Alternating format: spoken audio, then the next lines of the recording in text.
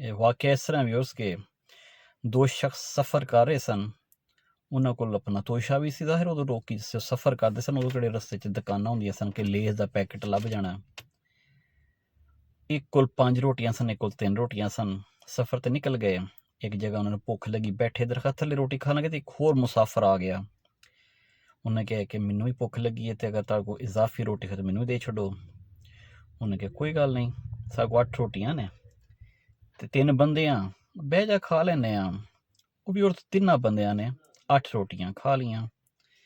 ਰੋਟੀਆਂ ਖਾ ਕੇ ਉਹ ਜਿਹੜਾ ਮੁਸਾਫਰ ਸੀ ਨਾ, ਜਿਹਨੇ ਵਿੱਚ ਆਣ ਕੇ ਕਿਹਾ ਸੀ ਮੈਨੂੰ ਰੋਟੀ ਖਵਾਓ, ਉਹਨੇ ਇਹਨਾਂ ਦੋਨਾਂ ਲੋਕਾਂ ਨੂੰ 8 ਅਸ਼ਰਫੀਆਂ ਦਿੱਤੀਆਂ ਅਤੇ ਕਿਹਾ ਕਿ ਇਹ ਲਓ, ਤੁਹਾਡੀ ਬਹੁਤ ਮਿਹਰਬਾਨੀ, ਤੁਸੀਂ ਮੇਰਾ ਇਕਰਾਮ ਕੀਤਾ ਅਤੇ ਇਹ ਮੇਰੇ ਵੱਲੋਂ ਹਦੀਆ ਕਬੂਲ ਕਰ ਲਓ।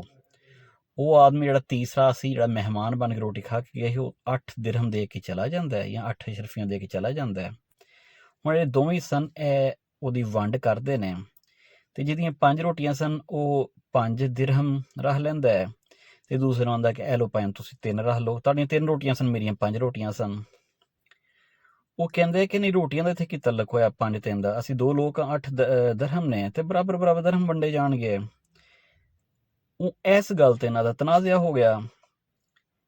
ਫੈਸਲਾ ਹੋਇਆ ਕਿ ਹਜ਼ਰਤ ਅਲੀ ਰਜ਼ੀ ਅੱਲਾਹ ਕੋਲ ਜਾ ਕੇ ਫੈਸਲਾ ਕਰਾ ਲੈਂਦੇ ਹਾਂ।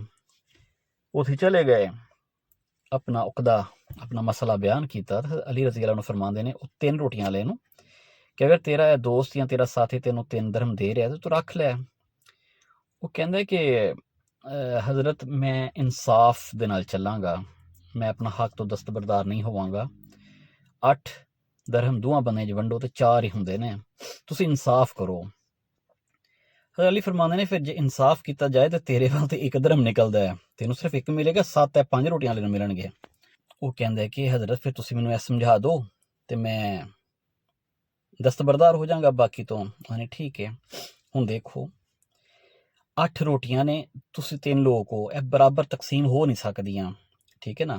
3 ਤੀਆਂ 9 ਹੁੰਦਾ ਨਾ, ਇਹ 9 ਹੁੰਦੇ ਫਿਰ ਤਾਂ ਸਮਝ ਆਉਂਦੀ, ਕਿਉਂਕਿ 8 ਰੋਟੀਆਂ ਨੇ, ਤੁਸੀਂ 3 ਹੋ, ਫਿਰ ਅਸੀਂ ਇਹਨੂੰ 1 ਰੋਟੀ ਨੂੰ 3 ਟੋਟੇ ਸਮਝਦੇ ਹਾਂ, ਅਤੇ 1 ਰੋਟੀ ਦੇ 3 ਟੋਟੇ ਕਰਕੇ ਟੋਟਲ 8 ਰੋਟੀਆਂ ਦੇ 24 ਟੋਟੇ ਬਣ ਜਾਂਦੇ ਨੇ। ਹਾਂਜੀ ਬਿਲਕੁਲ ਬਣ ਜਾਂਦੇ ਨੇ। ਅਤੇ ਹੁਣ ਕਿਉਂਕਿ ਇਹ ਵੀ ਨਹੀਂ ਪਤਾ ਕਿ ਤੁਸੀਂ ਤੁਹਾਡੇ 'ਚੋਂ ਕਿੰਨੇ ਘੱਟ ਖਾਧੀ ਕਿੰਨੇ ਜ਼ਿਆਦਾ ਖਾਧੀ, ਫਿਰ ਅਸੀਂ ਇਹ ਵੀ ਮੰਨਾਂਗੇ ਕਿ ਤੁਸੀਂ ਤਿੰਨਾਂ ਨੇ ਬਰਾਬਰ ਖਾਂਦੀ ਹੈ। ਉਹਨਾਂ ਕਿਹਾ ਜੀ ਇੰਝ ਵੀ ਕਰ ਲਓ, ਅਸੀਂ ਬਰਾਬਰ ਕਰੀਏ ਅਤੇ 3 8 24, ਤੁਸੀਂ ਸਾਰਿਆਂ ਨੇ 8 ਪੀਸ ਜਿਹੜੇ ਨੂੰ ਖਾਧੇ ਨੇ। ਉਹਨੇ ਕਿਹਾ ਬਿਲਕੁਲ ਇਸ ਤਰ੍ਹਾਂ ਹੱਕ ਬਣਦਾ, ਇਨਸਾਫ ਹੀ ਇਹੀ ਹੈ। ਅਤੇ ਕਹਿੰਦੇ ਹੁਣ ਅੱਲਾ ਦੇ ਬੰਦੇ ਤੂੰ ਆਪ ਸੋਚ, ਅਗਰ 1 ਰੋਟੀ ਦੇ 3 ਟੋਟੇ ਕੀਤੇ ਜਾਣ ਅਤੇ 5 ਰੋਟੀਆਂ ਵਾਲੇ ਦੇ 15 ਬਣਦੇ ਨੇ ਪਏ, ਅਤੇ 1 ਬੰਦੇ ਦੇ ਵੰਡੇ 'ਚ 8 ਰੋਟੀਆਂ 8 ਟੋਟੇ ਆ ਰਹੇ ਨੇ, ਅਤੇ ਫਿਰ ਤੂੰ ਜਿਹੜੀ ਰੋਟੀ ਖਾਧੀ 8, ਤੇਰੇ ਤੋਂ ਟੋਟਲ 9 ਟੋਟੇ ਬਣਦੇ ਨੇ ਪਏ 3 ਰੋਟੀਆਂ ਦੇ।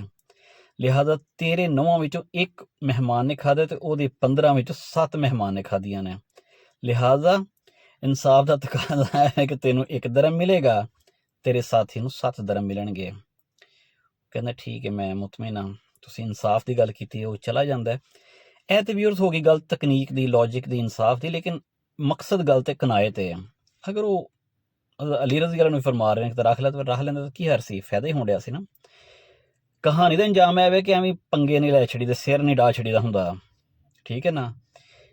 ਵਿਊਅਰਸ ਇਨਸਾਨ ਦਾ ਜਿਹੜਾ ਹੱਕ ਹੁੰਦਾ ਨਾ, ਉਹ ਕੋਈ ਨਹੀਂ ਛੀਨ ਸਕਦਾ। ਐਵੇਂ ਗੱਲ ਹੈ ਕਿ ਆਪਣਾ ਛੱਡੋ ਨਾ ਤਾਂ ਦੂਜੇ ਦਾ ਖੋਵੋ ਨਾ, ਨਾ ਕੋਈ ਖੋ ਸਕਦਾ ਜੇ ਨਾ ਕੋਈ ਛੱਡ ਸਕਦਾ ਜੇ। ਵੰਡਣ ਵਾਲਾ ਬੜਾ ਵੱਡਾ ਮੁਨਸਫ ਹੈ। ਅੱਲਾ ਹਾਫਿਜ਼।